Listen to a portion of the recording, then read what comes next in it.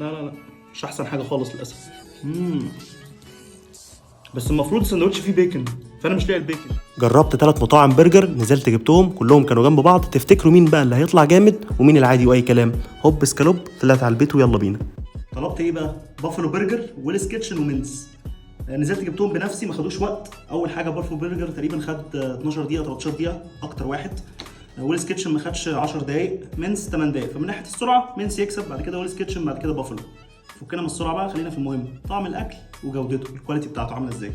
يلا بقى نشوف نبتدي بايه. نبتدي بويلز كيتشن. يلا بينا نقطع السندوتشات بقى عشان ايه؟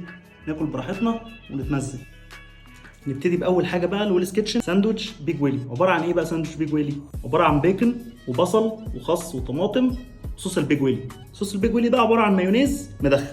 تعالوا نشوف بقى طعمه عامل ازاي. العيش فريش يعني لسه معمول من شويه.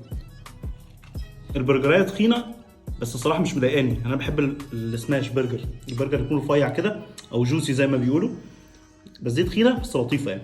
وصوص البيج ويلي عجبني قوي، اللي هو المايونيز المدخن، لا عجبني. بس المفروض الساندوتش فيه بيكن، فانا مش لاقي البيكن. يعني بص البيكن حته عامله ازاي. يعني انا باكل بيج ويلي بس من غير بيكن. نشوف اللي بعده. خش بقى على منس. قسمته كده عشان اعرف اكله. ساندوتش اسمه جوسي لوسي، عباره عن امريكان تشيز وبصل وطماطم وخيار. والبرجر ارفع من ويلز كيتشن باين قوي.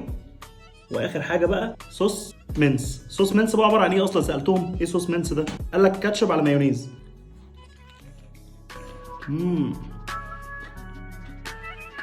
جامد قوي. اسمع على مسمى جوسي. ده اللي بقول عليه بقى. بص البرجريه عامله ازاي، رفيعه وجامده. باكله وانا مبسوط الصراحه. ونختم بقى ببافلو برجر. ده الساندوتش ده اسمه اتش هايكر. فيه بيكن وموتزاريلا وبصل وطماطم ومستردة. يلا بينا بسم الله. يا خساره والله، عايز اقول لكم انا اول ما فتحته اصلا حسيته هيبقى اجمد ساندوتش الصراحه.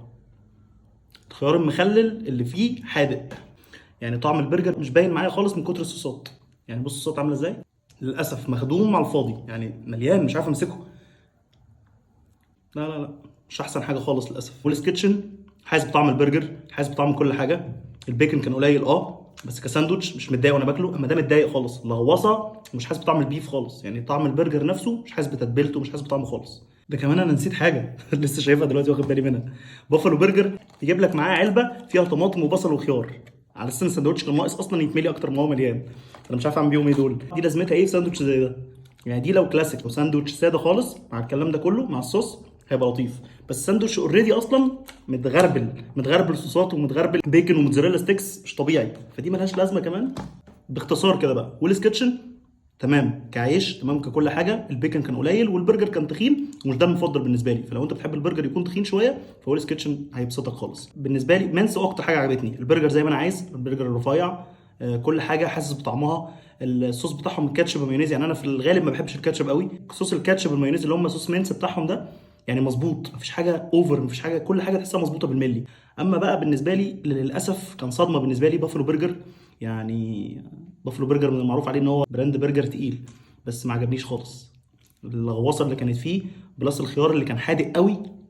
فبالترتيب كده منس رقم واحد، ويلز كيتشن، بافلو برجر مش عايز احطه حتى للاسف عشان حاسس ان في ناس تانية تستحق انها تبقى اجمد. وقولوا لي بقى في الكومنتس مين اجمد برجر بالنسبه لكم. ولو عايزين نعمل بارت 2 لمحلات برجر تانية، في مطاعم تانية برجر كتير زي ما انتم عارفين، فقولوا لي كده حابين نعمل بارت 2 ومين اجمد برجر بالنسبه لكم من الثلاثه دول.